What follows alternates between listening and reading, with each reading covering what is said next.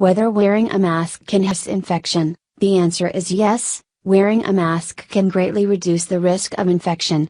In addition, the cost of masks is much cheaper than economic costs and medical expenses. Medical staff wearing masks can further reduce cross-infection in hospitals.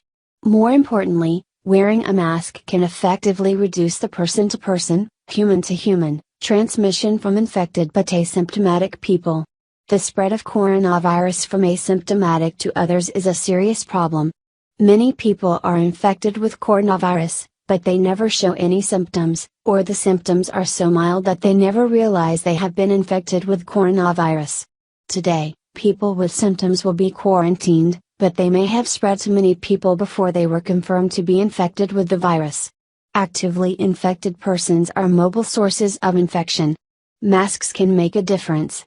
If you are infected with coronavirus, wearing a mask will stop you from spreading to others. If you have not been infected with coronavirus, wearing a mask will reduce your chance of being infected. Wearing masks has proven effective in countries that have experienced epidemics. The known transmission routes of the novel coronavirus are mainly direct transmission, inhalation transmission and contact transmission.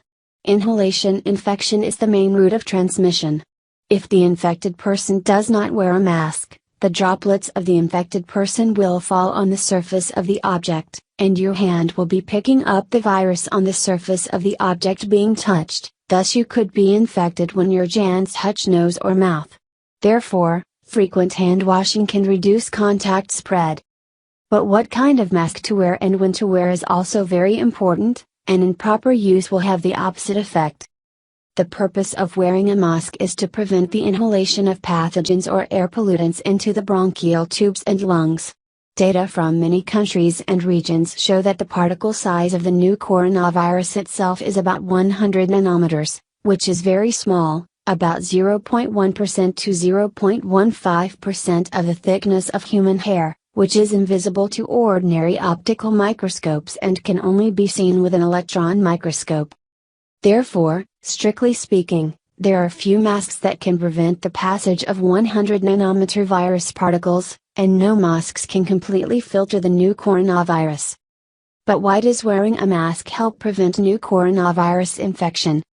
At present, we know that viruses rarely exist independently in the air, and most of them are attached to other air particles, such as dust and droplets. Air particles are larger than viruses, so truly infectious virus particles are much larger than the virus itself. Masks can block infectious particles and dilute the amount and speed of the virus into the body, and give body the opportunity to clean up and eliminate the virus in time. This is some information about the size of pathogens and air particles. Virus itself is very small compared with air particles and so it can easily attach onto them. The virus spreads by inhalation are mainly relying on droplets and aerosols. The droplet diameter is 1/5 microns, the droplet particles are easy to settle down under the influence of gravity, and rarely stay in the air for a long time. When people are in close distance, if an infected patient produces infectious droplets of different sizes through breathing, coughing or sneezing, human-to-human transmission is possible. Therefore, wearing a mask can help prevent the spread of new coronavirus infection through droplets. Aerosol transmission is more widely concerned fault with. Aerosol refers to particles suspended in a gas, a physical state of particles in the air. The particle diameter is generally less than 10 microns and can be a colloidal dispersion system formed by small particles of solid or liquid. Because the particles in this state are not easy to settle under gravity, they can be suspended in the air for a long time and can be used as a carrier for pathogenic microorganisms such as viruses and bacteria. In general, the smaller, the more infectious and harmful. Smaller particles have the potential to spread short and long distances. Particles smaller than 5 microns can easily penetrate the bronchi and reach the alveolar cavity. When the particle diameter is greater than 10 microns, the penetration force below the lower respiratory tract and the glottis is rapidly weakened, and the possibility of causing infection at this site is also rapidly reduced. Droplets or particles with a diameter greater than 20 microns are less likely to cause infection because such large particles may adhere to the mucosal surface of the respiratory tract epithelium or become entangled with cilia before entering the lower respiratory tract. Aerosols can follow the flow of airflow. In crowded conditions with poor ventilation, such as waiting rooms, lecture halls, and public transportations, the spread of viral aerosols may cause explosive outbreaks of infection. There are a lot of brand masks, and they can be classified into 4 categories including single-use, disposable masks, standard, surgical masks, safety masks, respirators, and special materials masks. Masks basically have 3 structures, also known as SMS structures, where the S layers of inside and outside are generally polypropylene spunbond nonwovens. Spunbond fibers are relatively thick, about 20 microns in diameter, and the gap between the fibers is relatively large, so there is no filtration performance, but only plays a role in support in waterproof. The M layer in the middle is a polypropylene melt-blown cloth with relatively small pores, and then uses an electrostatic electret process to achieve high filtration efficiency. Therefore, the M layer of the melt-blown cloth is the core material of the mask, which is close to the size of bacteria, droplets, and aerosol. Whether the mask can effectively filter particles or not all depends on it. At present, most masks rely on the melt-blown layer to achieve high filtration efficiency. A layer of melt-blown cloth can effectively filter bacteria and droplets. The 3M N95 mask has 3 layers of melt-blown cloth, which can effectively filter 0.3 micron particles.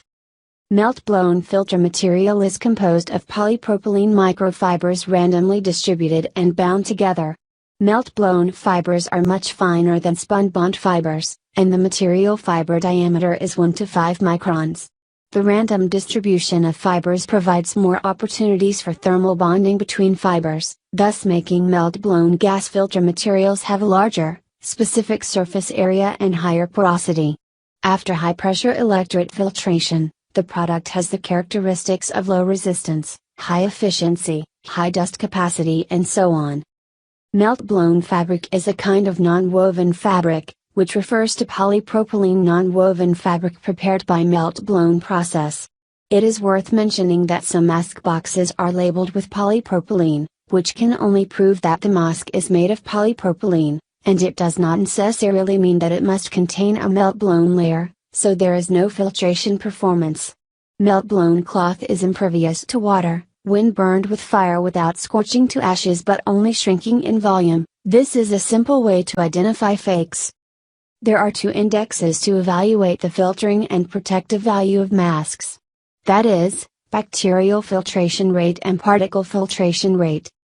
Bacterial filtration rate BFE, refers to the percentage of bacteria that can be filtered out by the mask.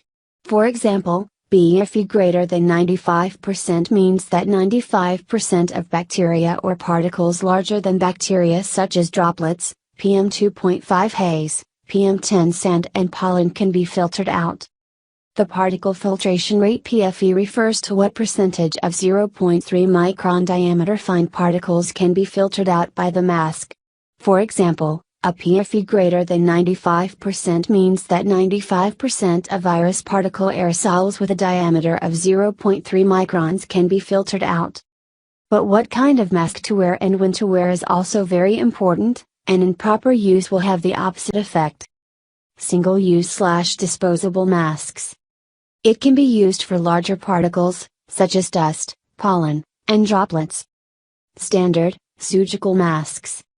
Standard masks with a BFE greater than 95% can effectively filter bacteria, droplets, viruses carried by droplets, PM2.5 smog, PM10 dust, and pollen. The middle layer has a filtering melt-blown materials. The adhesion contact with the face of a rectangle mask is not as tight as that of the Corning-shaped mask and respirator. Safety masks, respirators. The filtration efficiency of medical vis masks and respirator for non-oily 0.3 μm particles is greater than 95%, and have a good fit with the face. PFE greater than 95% can effectively filter tiny virus particles with a diameter of 0.3 microns. Special material mask, such as with activated carbon layer or Amin et al. Not recommended for civilian use. When and how to wear a mask are also very important. I have not worn face masks so far for the coronavirus reason, and my personal opinion is that, if you don't need it, don't wear it. Improper use of mask will have the opposite effect, could put yourself in artificial higher infection risk. Non-medical personnel do not need N95 masks, routine surgical masks is sufficient. Some of the masks could be quite expensive, not worthy of the results. Some factors to be considered. Quantity, not the more, the better. Environment, such as open versus crowded, airtight versus good ventilation. Effectiveness, use by date, front and back, exhaust direction. And shape, side leakage problem. Healthcare worker priority. Wearing multiple masks will be counterproductive. If you wear multiple masks at one time, it will cause laborious breathing and force you to oral breathing, which will make the mask wet and thick, easily lead to side leakage of the mask. Actually, it will not have the protective effect. At the same time, blocked breathing can cause hypoxic respiration and endanger health. Now we often see many people wearing masks on empty streets and in sparsely populated parks. In fact, it is not necessary. The pathogen will be quickly washed away in the air, and some pathogens sensitive to ultraviolet rays will be inactivated within a few minutes. On these occasions, we do not need to wear a mask. In principle, masks should be worn when in close contact with people during the epidemic. In public places where people are easy to gather, such as stations, airports, subways, hospitals, theaters, buildings, markets, temple fairs, etc., where air is not circulating, be sure to wear a mask. In addition, masks must be worn where there are animals, especially wild animals or live birds. In addition, N95, KN95 or medical surgical masks with good blocking effect should be worn, which can effectively block the virus-borne droplets and aerosol inhalation. In ordinary places, we can wear ordinary types of civilian masks. Although its protective effect is not as good as professional masks, it can also block virus droplets and dust with larger particle sizes. Masks have a use by date. When the mask becomes damp and breathless, it should be replaced. Masks should not be worn outside in. Wearing them outside in will increase the risk of infection. In addition, it should be specially reminded that those who are already sick must be careful not to wear valve N95, KN95 masks, because the one-way exhaust is outward, and the pathogen will be released into the environment through the valve.